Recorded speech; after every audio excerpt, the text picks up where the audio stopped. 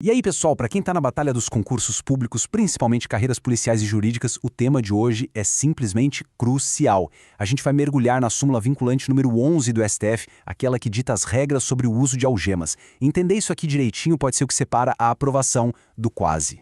Olha só o nosso mapa da mina de hoje, bem direto ao ponto. Primeiro, o que é uma súmula vinculante? Depois, a regra geral, as situações em que o uso é autorizado, as consequências de usar errado e, claro, o mais importante, como as bancas cobram isso. No final, um resumão para fixar tudo na memória. Bom, vamos começar com a pergunta de R$1 milhão, a pergunta que é a chave de tudo. O uso de algemas é a regra ou é a exceção? A resposta para isso é a base de toda a súmula 11 e é um ponto que, olha, as bancas de concurso adoram testar. Mas antes de entrar na súmula em si, a gente precisa entender o peso desse documento. Afinal de contas, o que é que significa súmula vinculante? Então, a súmula vinculante não é só uma dica, uma recomendação.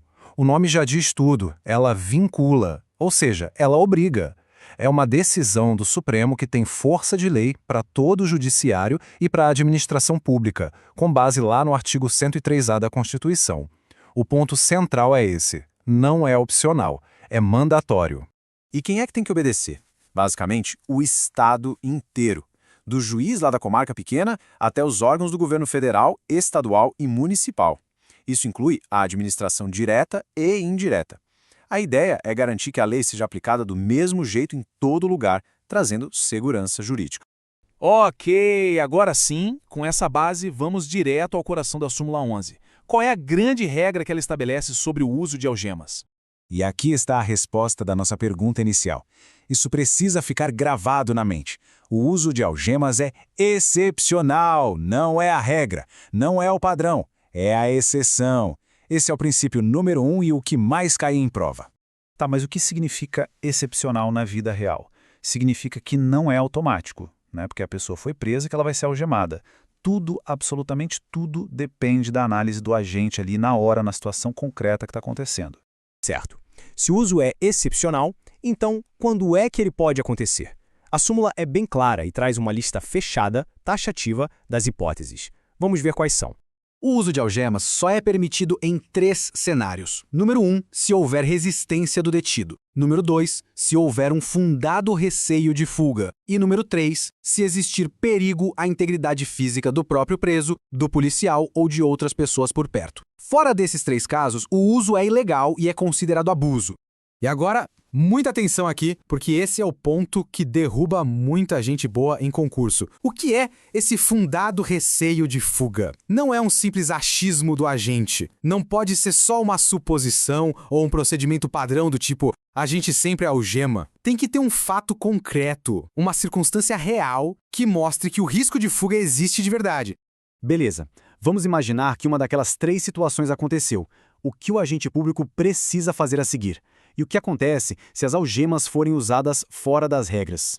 E esse é o detalhe processual que não dá para esquecer de jeito nenhum. O uso excepcional das algemas precisa ser sempre, e eu digo sempre, justificado por escrito. Geralmente essa justificativa vai no boletim de ocorrência ou no auto de prisão. Se não tiver essa justificativa, o ato já pode ser considerado irregular.